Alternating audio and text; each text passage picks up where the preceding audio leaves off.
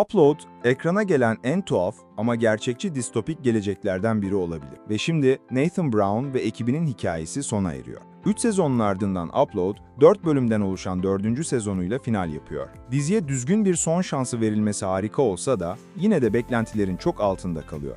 Upload, distopik bir geleceğe tuhaf bir bakış açısıyla yaklaşan harika ve büyüleyici bir dünya sunuyor. Ve bu yine de öne çıkan bir nokta olsa da bu sezondaki olay örgüsü ve karakter gelişimi hayranları tatmin etmeyebilir. Nathan Brown rolündeki Robbie Amell, Andy Allo rolündeki Allegra Edwards, sezonun yıldızları ve kesişen hikayeleri bu son bölümün tam ortasında yer alıyor. Zainab Johnson'ın canlandırdığı Alicia ve Kevin Bigley'nin canlandırdığı Luke gibi diğer bazı karakterlerin izlenmesi keyifli olsa da, özellikle sezonun kısa süresi göz önünde alındığında ana hikayenin ilerleyişinden uzaklaşıyorlarmış gibi hissettiriyorlar. Tüm bunların yanı sıra 4 bölüm birçok yeni faktör ve kavram sunuyor ve bunların hiçbirine gerektiği gibi derinlemesine incelenmek için zaman verilmiyor. Bu da sezonu olabileceğinden çok daha az etkili kılıyor. Nathan ve Nora, yüklemenin kalbi olmaya devam ediyor. Tüm dizi boyunca hikayenin özü Nathan ve Nora ile olan büyüleyici ilişkisiydi. İkili, ölümden dirilişe birlikte tanıklık etti ve her seferinde daha da güçlenerek geri döndüler. Amell ve Allo hem ciddi hem de komik sahnelerinde mükemmel bir uyum yakaladılar. Birbirleriyle kusursuz bir şekilde uyum sağlamaya ve gerçek bir ilişkiye dair gerçekten etkileyici bir bakış açısı yaratmaya devam ediyorlar. Özellikle Allo, bu sezon hikayenin yükünü omuzlarında taşıyarak gerçekten parlıyor. Depresyon ve yaz sürecini gerçekçi bir şekilde tasvir etmesi sadece onu değil, izleyiciyi de etkiliyor. Nora, bu sezon bir karakter olarak tam bir döngüyü tamamlıyor ve bu büyük ölçüde Allo'nun ilgi çekici ve harika performansıyla sağlanıyor. Lakeview'da işlerin kötüye gittiğini hissedebilirsiniz. Amell'ın Nathan rolündeki son performansı hala güçlü, ancak 4 sezonluk dizinin en zayıf anlarından biri olabilir. Nora ile birlikteyken Nathan en güçlü halinde. Ancak Nathan'ı Lakeview'la gerçek dünya ve Ingrid'le Nora arasında bölmeye devam etmesi, izleyicilerin Nathan'la bağ kurmasını zorlaştırıyor. Çok daha odaklanmış bir hikayesi olduğunda bu kadar çok farklı hikaye örgüsüne yayılmış olmaktan çok daha kolaydı. Ana karakterin dizinin tüm yönlerine katılması doğası gereği kötü olmasa da bu durum final sezonunun daha büyük sorunlarına katkıda bulunuyor.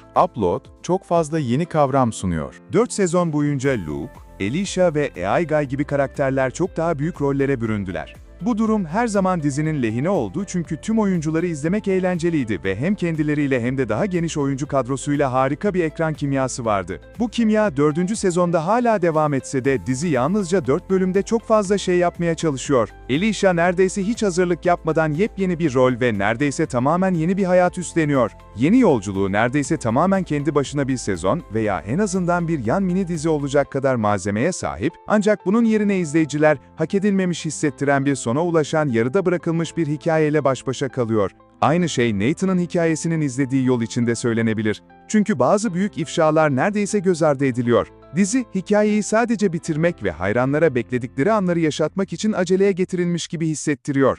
AI Guy bu sezon en büyük rollerden birine sahip ve bu her şeyden daha şaşırtıcı.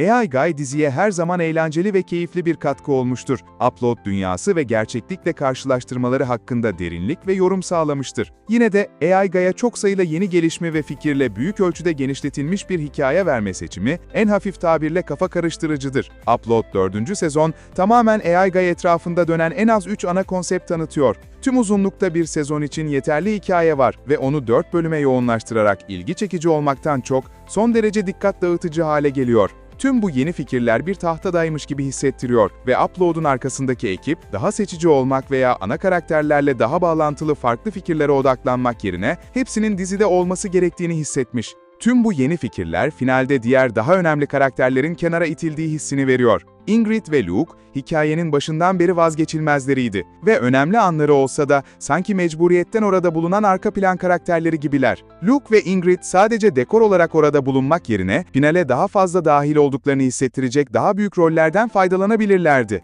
Upload dünyası her zamanki gibi eğlenceli. Upload'un en büyük satış noktası her zaman ilgi çekici dünyası olmuştur. Öbür dünya için cep telefonu tarifesi gibi ödeme yapma konsepti o kadar saçma ki eğlenceli ama aynı zamanda izleyicilerin gerçek hayatta hayal edemeyeceği kadar da uçuk değil. Diziyi bu kadar korkunç kılan da bu neredeyse gerçekçilik.